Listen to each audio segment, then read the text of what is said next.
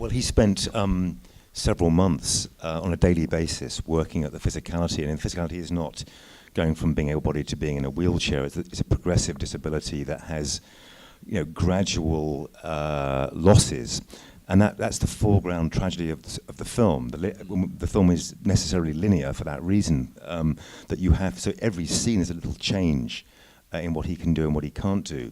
And so he worked at that long and hard. He spent time with people who had the illness, and I think got a lot from that, as did Felicity in her own way.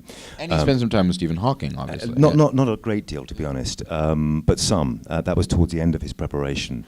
So it was a great deal of hard work, and physically, really difficult to do what he did. And if you ever see the film more than once, the details of his performance are what thrills you as a filmmaker, when you're in the cutting room every day, trying to construct from these beautiful gifts the actors have given you a coherent kind of film and performance.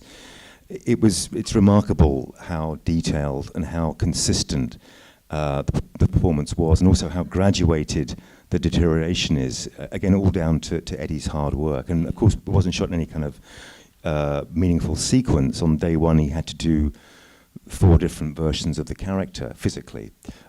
Which is, very, very demanding. Oh, that's very interesting, because I would have thought, to get into that process, because getting into it, almost getting out of it is as hard. So I was surprised you didn't actually do it in sequence. Well, would that we could. You don't have the resources to do that. And the first week we shot in Cambridge, and we had to shoot all the exteriors in Cambridge in 1 week. And so on day one, we did a scene where he's able-bodied, the scene by the river where they twirl each other around.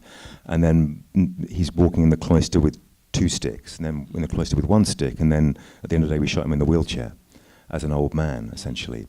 That's on day one.